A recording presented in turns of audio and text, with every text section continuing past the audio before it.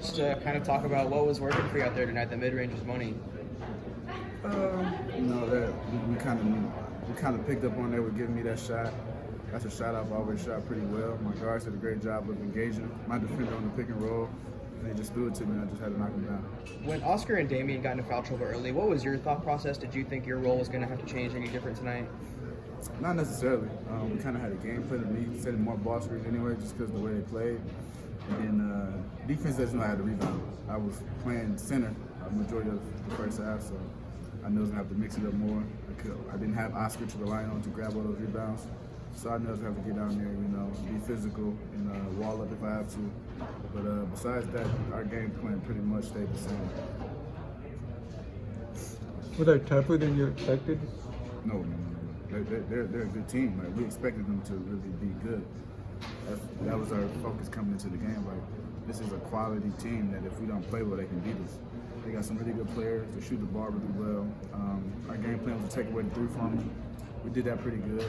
And like I said, coming into this game, we knew that they could beat us if we didn't come with it.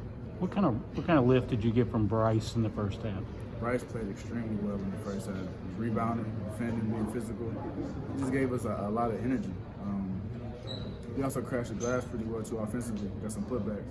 I told him, like, dude, you're a great player. Like, we're going to need you to win games. And this is one of those games where, it was the opportunity came for him to step up, and he did. And I'm proud of him.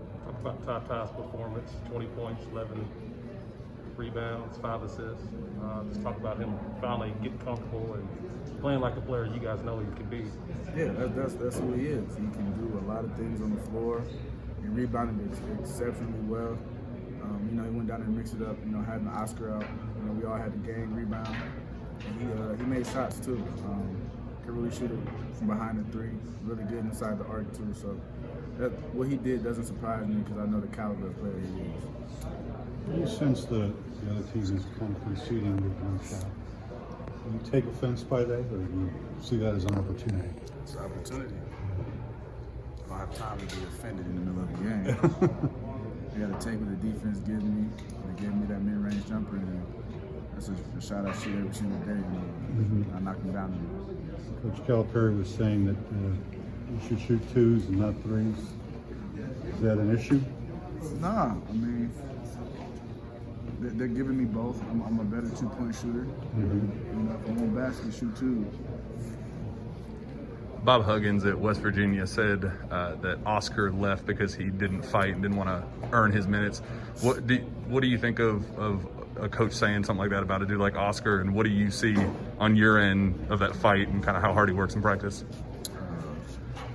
I don't know anything about Bob Huggins or how he runs his program, but the Oscar that I know is he accepts coaching exceptionally well, even from his teammates. He comes in, he works hard every day. He always has a smile on his face. He's just a great teammate. So I don't know where any of that came from. I don't think anybody can just transform like that. Like, Oscar that I get every day is genuinely the person that he is, and that's what's so special about him. So I don't know where, like I said, I don't know Bob Huggins or what he got from Oscar, but the Oscar that I get, like I said, is an exceptional human being. One of the few guys who's played in front of a packed house here. What was it like tonight for you, and I think the other guys maybe a little starstruck? It was fun. It really, really, really fun. We got to the point in the second half, I'm running down the court, and the man I'm guarding, he was like, yo, bro, is this place always this loud? I'm like, yeah. And he's like, man, this is crazy, but we missed that last year, having all our fans in there. They can really get us going. We went on a couple runs, and I feel like a little bit of it was sparked by the crowd, them being so into the game, and, giving us that energy. It's a tie game, 48-48, you go on a 9-0 run. You sense that fatigue was overtaking them at all?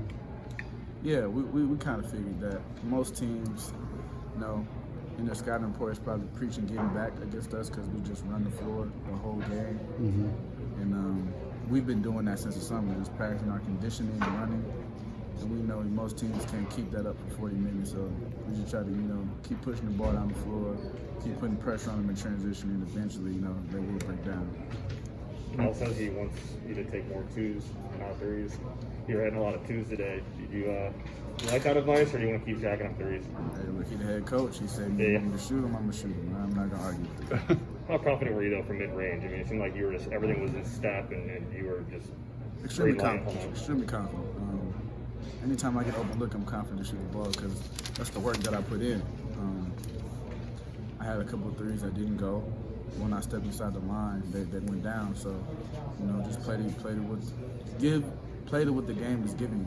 They were giving me twos, and my teammates did a great job of getting me the ball on the pick and roll, engaging my defender. So we have to help throw it back to me. I'm wide open for a shot. So all I did was just knock him down.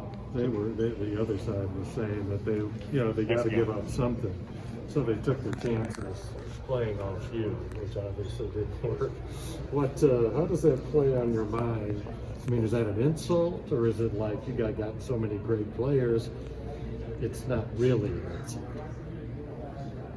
I don't really know how to look at that.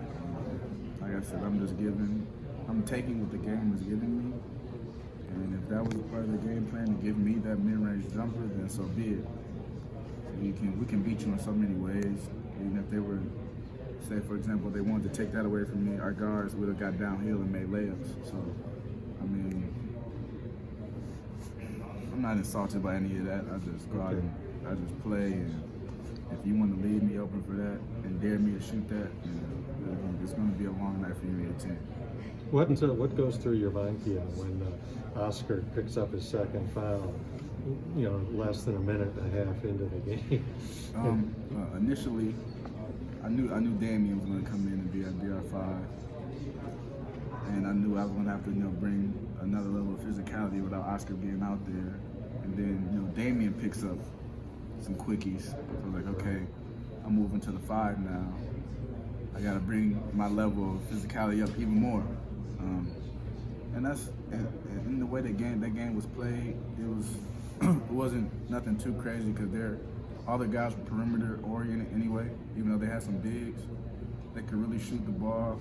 So I know me playing the 5, I think helped a little bit defensively, being able to switch, run them off the line, and just guard them like guards on the floor.